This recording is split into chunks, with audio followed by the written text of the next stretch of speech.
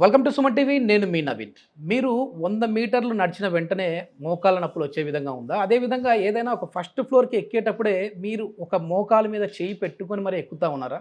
ఇట్లా ఉంటే మాత్రం ఖచ్చితంగా ఫ్యూచర్లో సర్జరీ వరకు వెళ్ళే విధంగా ఉంటుంది అంటున్నారు హోమియోపతి ఎక్స్పర్ట్ డాక్టర్ చేతన్ రాజు గారు. సో అసలు హోమియోపతిలో దీనికి సర్జరీనే లేకుండా చాలా అద్భుతమైన మెడిసిన్స్ ఉన్నాయంటున్నారు. ఒకసారి సార్ని అడిగి తెలుసుకుందాం.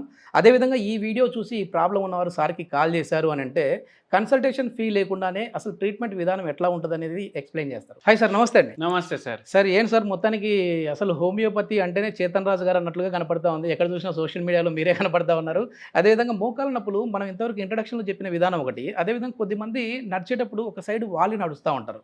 అట్లాంటి వాళ్ళకి కూడా ఫ్యూచర్లో సర్జరీ చేసే విధంగా ఉంటుందండి? అసలు ఎందుకు ఈ పెయిన్స్ వస్తూ ఉన్నాయి చిన్న ఏజ్లో కూడా? ఇంట్రొడక్షన్లో ఒకటి చెప్పిండ్రు, ఫస్ట్ ఫ్లోర్ ఎక్కడానికే వాళ్ళు అవును. ప్రెషర్ వేస్తారు. కానీ నాకు ఇప్పుడు ఒకటి ఏం ఆలోచన వచ్చింది మీరు అట్లా చెప్తే అంటే, అసలు చాలా మంది మీరు చూడండి, ఇప్పుడు అపార్ట్మెంట్లు ఉంటాయి, బిల్డింగ్లు ఉంటాయి, మాల్లు ఉంటాయి, ఏడికి పోయినా ఒక్క ఫ్లోర్ ఎక్కువ ఉంటే కూడా లిఫ్ట్ కోసం ఆగుతారు. అవును. చిన్న పిల్లల నుంచి మిడ్ ఏజ్ ఉన్న వాళ్ళకు మోకాలు నొప్పులు ఉండవు, ఏముండవు, ఆగుతారు. ఎందుకు ఆగాలి? అవునా కదా? మరి ఏమన్నా ఎక్కువ ఎక్కితే ఫ్లోర్స్ మోకాలు నొప్పి తీసే అరే, అవకాశం ఒక్క ఉంటుంది. ఫ్లోర్ ఎక్కితే ఏం పోయేది ఉంటది మీరు చెప్పండి. ఇప్పుడు కొండలు ఎక్కుతాం మనం అవును, దేవుణ్ణి కలవడానికి, అవునా కాదా? 8 గంటలు ఆ శక్తి ఏడికెళ్ళి వస్తుంది మీరు చెప్పండి. దేవుడు ఇస్తాడు, దేవుడు మనకు. దయ. ఆ, దేవుని దయ అది. దేవుడు మన మీద ఆశీర్వాదం ఉన్నప్పుడు వరకు మనకు ఏమీ అవ్వదు. ఓకే. ఇది కోల్ ఉంటది కదా, కోల్ కాల్చేసి వేసి దానికి అగ్ని పెట్టి దాని మీద నడిచేటోళ్ళు కూడా ఉంటారు. అవునా కదా?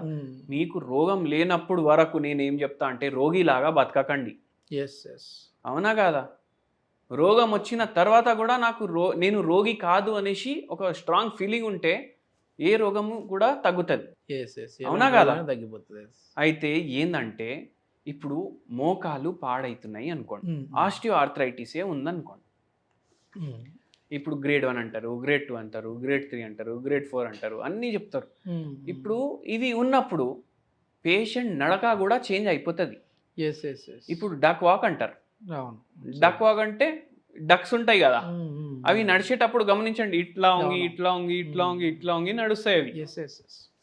మనిషి కూడా అట్లనే నడుస్తుందా?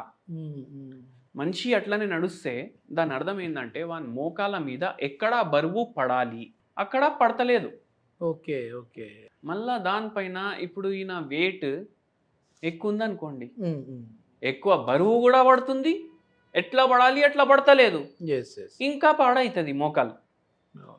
మొత్తం బాడీ బరువు ఎక్కడ పడుతుంది? మోకాల మీద పడుతుంది. మెయిన్ పెద్ద జాయింట్ కూడా అదే కదా మనకి బాడీలో. మళ్ళా మొత్తం ఇంటి బరువు ఆడోళ్ళ మీద పడుతుంది. ఓకే, అంతే. అవునా కాదా? ఆడోళ్ళకే ఎక్కువ మోకాలు నొప్పులు ఉంటాయి. ఎందుకు సార్ వాళ్ళకి ఎక్కువ? ఎందుకు అంటే వాళ్ళకు ఉన్న టెన్షన్లు అట్లా ఉంటాయి. ఇప్పుడు ఒక లేడీ మన దగ్గర వచ్చిండ్రు, ఆ లేడీకి మోకాలు నొప్పి ఉంది, గ్రేడ్ 3 ఆస్టియో ఆర్థరైటిస్ ఉంది. మళ్ళా ఇప్పుడు ఆ పేషెంట్ మనకు ఏమంటున్నారు, ఏమైనా టెన్షన్ ఉందా మనం అడుగుతాం కదా. అవును. ఏముంటుంది సార్, మొత్తం నా మీద ఉంటుంది ఇల్లు, అవునా కాదా? కిచెన్లో గంటలు గంటలు నిల్చొని పని చేయాలి. ఇప్పుడు ఎట్లా పని చేయాలి? ఇప్పుడు ప్లాట్ఫామ్ ఉంటుంది కిచెన్ది, ఇట్లా వంగి పని చేయాలనా లేదా? 3-4 గంటలు అట్లనే పోతాయా లేదా? అన్ని గంటలు. మళ్ళీ బరువు కూడా ఎక్కువ ఉంది, ఎక్కువ బరువు పడుతుందా లేదా? ఎట్లా పడాలి అట్లా పడతలేదా? అవునా కదా? అప్పుడు ఏమవుతుంది, మోకాలది డిజనరేషన్ స్టార్ట్ అవుతుంది. మళ్ళీ దాని తర్వాత టెన్షన్ ఏముందమ్మా అంటే, అందరికీ అన్ని టైంకి కావాలి, కానీ నాకు ఎవరు ఇంట్లో హెల్ప్ చెయ్యరు. ఓకే. ఇప్పుడు వాళ్ళ మొగుడు వాళ్ళ పక్కకే ఉన్నాడు, అరే ఏం సార్ ఏముంటుంది, మీకు ఎవరైనా మాట్లాడనీకి ఉన్నారా అనేసి మనం అడిగినాం. ఓకే. టెన్షన్ ఉందా ఏమన్నా? ఎవరు లేరు మాట్లాడడానికి. పిల్లలు పోతారు, కాలేజ్కి పోతారు, ఉద్యోగాలకు పోతారు, వస్తారు, ఓకే ఓకే, టైంకి వస్తారు, దాని తర్వాత మాట్లాడనీకి ఉంటుంది కదా అంటే, అరే పిల్లలు ఏమన్నా మాట్లాడతారా? మళ్ళీ వాళ్ళకు వండాలి, వాళ్ళ ఆయనకి వండాలి, మార్నింగ్కి సపరేట్ ఉండాలి, నైట్కి సపరేట్ ఉండాలి, చల్లగా ఉండొద్దు, మళ్ళీ ఫుడ్. మిషన్ వర్క్ అయిపోయింది. మిషన్ వర్క్ అయిపోయింది. ఎగ్జాక్ట్ చెప్పారు మీరు. వాషింగ్ మిషన్ ఉంటుంది, రోజు వాడితే ఏమవుతుంది, దాని పార్ట్లు ఖరాబ్ అవుతాయా కదా? ఇది కూడా అట్లా సర్వీసింగ్ చేయాల్సిందే ఇంకా మోకాళ్ళకు కూడా. అయితే అట్లా టెన్షన్ అయిపోతుంది వాళ్ళకు, ఒక ఒంటరితనం వచ్చేస్తుంది. నాకు వచ్చి అరే అమ్మ నువ్వు ఇంత పని చేసినావు ఇవాళ, మా కోసం ఇంత చేసినావు, ఒక థ్యాంక్స్ కూడా ఎవరు చెప్పారు అని వాళ్ళ బాధ. ఇది ఈ మేడంది కాదు, అందరిది. చాలా మందిది. ఓకే. అయితే అట్లా స్ట్రెస్ వస్తుంది ఒక్కొక్కరికి. Yes yes. మళ్ళా అట్లా స్ట్రెస్ వచ్చి ఇట్లా ప్రాబ్లం అవుతుంది. మళ్ళీ ఈ మేడంది అయితే అంతే. ఉద్యోగాల్ని బట్టి కూడా రోగాలు వస్తాయి ఇట్లా మోకాల్ది. టీచర్లు ఉంటారు, లెక్చరర్లు ఉంటారు, మొత్తం రోజు నిల్చొని ఉంటారు, పోలీసు వాళ్ళు ఉంటారు, నిల్చొని ఉంటారు, వాళ్ళకి వస్తాయి అట్లా. అయితే ఆక్యుపేషన్ని బట్టి కూడా వస్తాయి. చక్కగా నిద్ర లేదు, రెస్ట్ లేదు, బండి ఉంది నడిపిస్తున్నారు, ఒక 1000 కిలోమీటర్లు పోతారు, ఇంజన్ గరం అవుతుందా కాదా? ఒక అరగంట పక్కకు ఆపాలనా లేదా? ఆపుతారు కదా, మళ్ళీ ఇంజన్ చల్లబడుతుంది, మళ్ళీ పోతాం. ఇక్కడ ఏంది, ఒక్కరోజు కూడా హాలిడే లేదు. మనకన్నా ఆదివారం హాలిడే ఉంది, అది కూడా లేదు. అది కూడా లేదు, ఉండాలి కదా. అట్లా అయి ప్రాబ్లం అవుతుంది. అయితే రెస్ట్ కూడా చాలా ఇంపార్టెంట్. ఎంత మనం ఫిజికల్ యాక్టివిటీ చేయండి అది ఇది అనేసి అంటాం కదా, అంత ఇంపార్టెన్స్ రెస్ట్కి కూడా ఇవ్వాలి. అట్లా అనేసి మొత్తం రెస్ట్ 8 రోజులు పెట్టుకోవద్దు.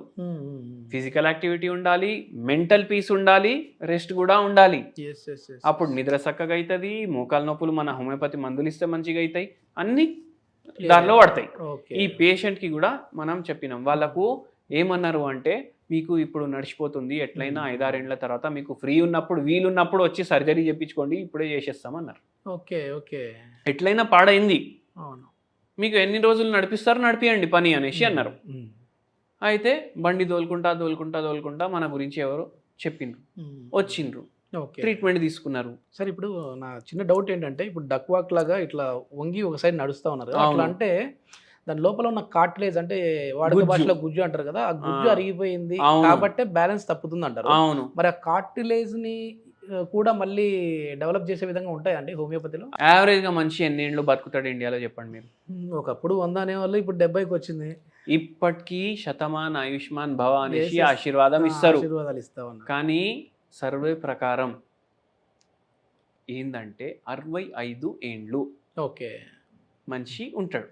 ఓకే, అంటే ఏంది, 32.5కి సగం జీవితం అయిపోయింది. ఓకే, మనం ఎప్పటికీ యంగ్ అని అనుకుంటాం, అవునా కాదా? అవును. అయితే 65 ఏండ్లు ఉన్నోనికి మోకాలు నొప్పి లేనోళ్ళు కూడా ఉంటారు, మోకాలు నొప్పులు ఉన్నోళ్ళు కూడా ఉంటారు. అవును. ఒక 100 మందిని జమ చేయండి, అందరికీ ఎంఆర్ఐలు తీపియండి, దాంట్లో 70% మందికి ఏదో అయి ఉంటుంది. ఓకే, లక్షణాలు బయట పడతలేవు. Okay okay. కొందరికి గ్రేడ్ 1, కొందరికి గ్రేడ్ 2, కొందరికి అట్లా ఉంటుంది.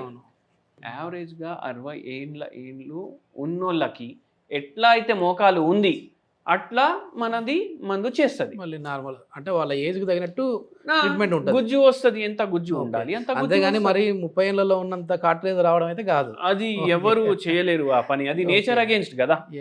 నేచర్ కి అగేన్స్ట్ పోతే ఏమొస్తుంది? మెయిన్ ఏంటంటే సార్, ఆపరేషన్ వరకు వెళ్ళాల్సిన వ్యక్తిని అసలు పెయిన్ లేకుండా చేస్తా ఉన్నాం అంటే చాలా గ్రేట్ థింగ్ అది. ఇది ఏంటంటే ఎన్ని రోజులు వాడితే మనకి దీని రిలీఫ్ వచ్చే విధంగా? ఇప్పుడు ఒకటి చెప్తాను సార్ మీకు, పేషెంట్ వచ్చి కూర్చుంటాడు మన ముంద, పేషెంట్కి నమ్మకం ఉండాలి, పేషెంట్కి పేషెన్స్ ఉండాలి. మనం మందు ఇవ్వడం స్టార్ట్ చేస్తాం, కొందరు పేషెంట్లకు రేపటి నుంచి తేడా ఉంటుంది, మనం 2 నెలలకి ఇస్తాం మందులు, కొందరు పేషెంట్లకు ఒక 10 రోజుల తర్వాత వస్తుంది, కొందరికి పేషెంట్స్కి 1.5 నెల, కొందరు పేషెంట్లకు 2.5 నెల. అట్లా పేషెంట్ టు పేషెంట్ ఎట్లా రెస్పాండ్ అయ్యి బాడీ తత్వాన్ని బట్టి కూడా ఉంటుంది, బాడీ తత్వానికి బట్టి వాడు మనం చెప్పింది అన్ని ఫాలో చేస్తున్నాడా లేదా.